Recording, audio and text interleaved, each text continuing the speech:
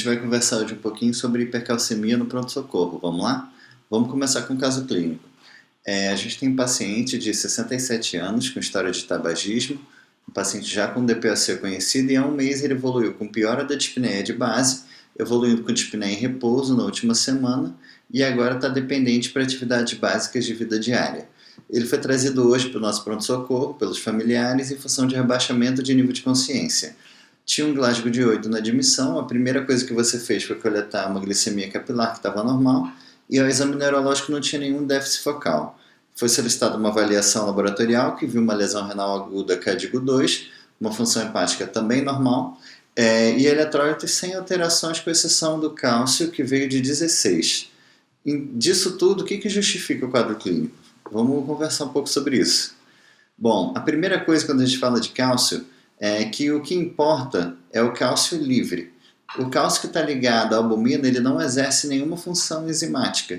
Então, o que importa para a gente é o cálcio iônico, que é o cálcio livre. Então, ou eu vou usar o cálcio livre, se eu tiver uma suspeita de hipercalcemia, ou eu vou usar o cálcio total e vou dosar também uma albumina para poder corrigir meu cálcio total. Como eu suspeito, né? Como é que eu, diante de um paciente, posso pensar se isso é uma hipercalcemia ou vou pensar em outras coisas? Os pacientes com sintomas leves, em geral, têm o cálcio pouco aumentado, abaixo de 12. Lembrando que o valor da normalidade é entre 8,5 e 10,5. Esses pacientes vão ter alterações leves, como ansiedade, um pouco de fadiga muscular, náuseas, constipação, poliúria. Do outro lado, a gente tem pacientes com manifestação grave.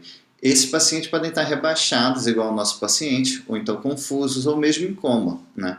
Eles também podem desenvolver doença ulcerosa péptica, pancreatite. Esse paciente pode chegar com dor abdominal para você no pronto-socorro, ou com lesão renal aguda, como consequência da poliúria, que a gente tinha desde lá dos sintomas leves, e alterações no eletro, como o QT curto e um pseudo-supra de ST. No meio do caminho, os pacientes com hipercalcemia moderada vai depender da velocidade de instalação. Os pacientes que têm isso, o cálcio aumentando devagarzinho ao longo do tempo, vão ter sintomas leves.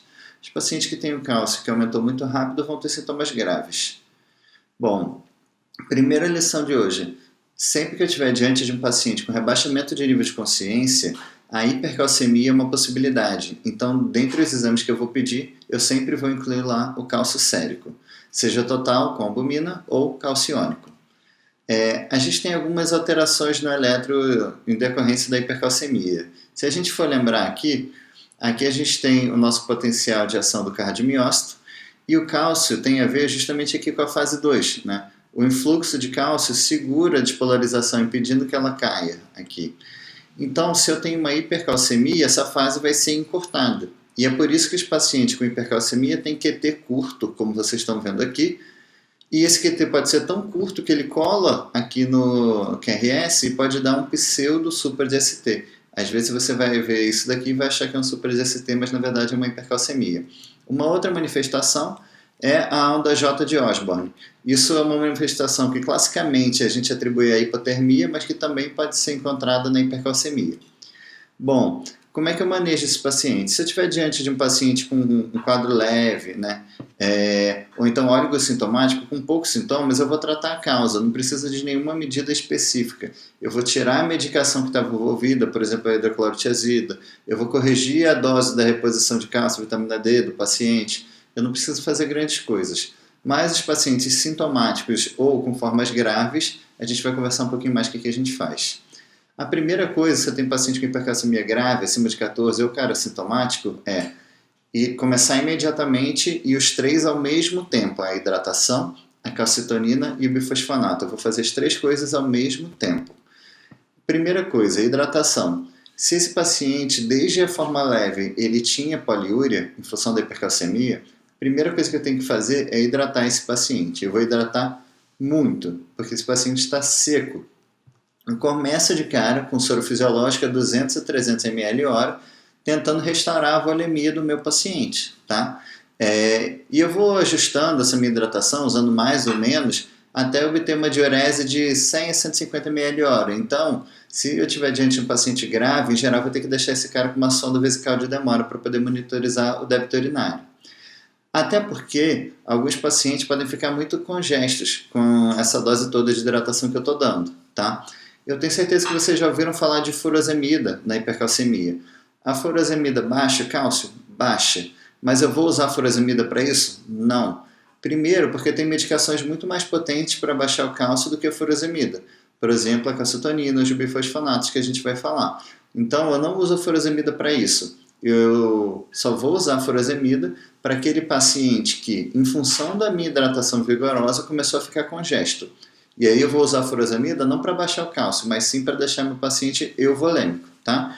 Porque a furosemida, nesse contexto, vai causar muito distúrbio hidroeletrolítico se eu ficar usando ela para baixar o cálcio. Essa não é a ideia, tá? Depois, calcitonina. A calcitonina é derivada do salmão. A ideia dela é justamente inibir a ação dos osteoclastos. E ela também vai aumentar a excreção renal de cálcio, ajudando no controle da minha hipercalcemia. A grande vantagem dela é que ela começa a agir muito rápido, em 4 horas depois da administração. E qual é o grande problema? Assim como ela age rápido, ela perde ação muito rápida. Depois de 2 dias, ela não vai estar agindo muito. E outro problema é que ela baixa pouco o cálcio. Então, ela vai ajudar nesse momento inicial, até o bifosfonato começar a agir. Que a gente vai ver que o bifosfonato só começa a agir depois de 48 horas. Quem vai segurar o cálcio nesse primeiro momento? A hidratação e a calcitonina. Eu uso 4 unidades por quilo e fico reavaliando o cálcio sérico. Tem pacientes que respondem e eu vou manter, e pacientes que não respondem e aí eu não vou ficar insistindo. Combinado? Os bifosfonatos são a principal droga no tratamento da hipercalcemia, mas eles só começam a agir pelo menos depois de 48 horas de administração. A ideia deles é que eles são muito parecidos com o pirofosfato do osso, então eles ficam adsorvidos e os osteoclastos não conseguem tirar ele, tá? A gente tem aqui em cima uma molécula de pirofosfato e uma molécula de bifosfonato, vocês podem ver que eles são bem parecidos. E a gente tem dois principais, o zoledronato e o pamidronato. Apesar do zoledronato ser o mais potente, de ter vantagens de tempo de infusão ser curto, a gente reserva ele muito mais para os pacientes oncológicos, que a gente precisa de uma droga muito potente. O que a gente tem mais disponível em função de preço mais acessível é o pamidronato no PS. Apesar dele ter menor potência, é o que a gente tem e a gente vai usar. O tempo de infusão dele é em 2 horas e a dose varia de 60 a 90 miligramas. A gente sabe que tem alguns problemas com o uso de bifosfonato, por exemplo, uma síndrome parecida com uma gripe, uma uveíte, lesão renal aguda, fraturas atípicas de fêmur e a própria osteonecrose de mandíbula que eu estou mostrando aqui para vocês na imagem. Mas essas coisas são muito tempo dependentes, tá? Principalmente essas coisas mais graves de osteonecrose de mandíbula, fratura atípica de fêmur. Então isso é menos importante para a gente no contexto agudo, no pronto-socorro. E eu posso usar eles mesmo em pacientes que tenham doença renal crônica. Eu só vou usar doses menores, tempos de infusão maiores nesses pacientes. Mas a hipercalcemia, de onde é que ela está vindo? Ela pode ser advinda de 3 mecanismos principais. O aumento da reabsorção óssea, né? Estou jogando mais cálcio na circulação. O aumento da absorção intestinal do cálcio, ou então a redução da excreção renal. E a gente tem subdivide ela em mediado pelo PTH independente, induzida por drogas ou outros, tá bom? A gente vai conversar sobre isso mais para frente. As principais causas dependem se o paciente está no ambulatório ou no hospital. A principal causa no hospital é a hipercalcemia da malignidade, justamente porque essa condição gera quadros mais graves, com cálcio mais alto, o paciente vai estar mais sintomático e vai para o hospital. Enquanto o adenoma de paratireóide, que é mais comum ambulatorialmente, em geral não aumenta muito o cálcio, por isso que em geral você vai encontrar esse paciente no ambulatório. Passando o sufoco, tratei meu paciente, eu vou começar a tentar identificar a causa de base. Primeiro exame que eu peço é o PTH. Se ele vier alto, eu tenho duas opções. Ou eu estou diante de um hiperparatireoidismo primário, tranquilo, já diagnostiquei, ou eu estou diante de uma hipercalcemia hipocalciúrica familiar, tá bom?